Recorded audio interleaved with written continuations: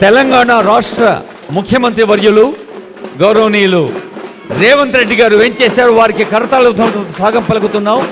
మరి గౌరవనీయులైన ఉప ముఖ్యమంత్రి వర్యులు మల్లు భట్టి విక్రమార్క గారు, గౌరవనీయులైన మంత్రివర్యులు ఈనాటి సభాధ్యక్షులు జూపల్లి కృష్ణారావు గారు, ఇంకా పద్మ విభూషణ్ అవార్డు గ్రహీతలు వెంకయ్యనాయుడు గారు, చిరంజీవి గారు, పద్మశ్రీ అవార్డు గ్రహీతలు ఆనందాచారి గారు, దాసరి కొండప్ప గారు, ఉమామహేశ్వరి గారు, గడ్డ సమ్మయ్య గారు, సోమలాల్ గారు, విఠలాచారి గారు, అలాగే ఆనరబుల్ మినిస్టర్స్ ఉత్తమ్ కుమార్ రెడ్డి గారు, దామోదర్ రాజనరసింహ గారు, కోమటిరెడ్డి వెంకటరెడ్డి గారు, డి శ్రీధర్ బాబు గారు, కొండ సురేఖ గారు, అనసూయ సీతక్క గారు, తుమ్మల నాగేశ్వరరావు గారు, జూపల్లి కృష్ణారావు గారు,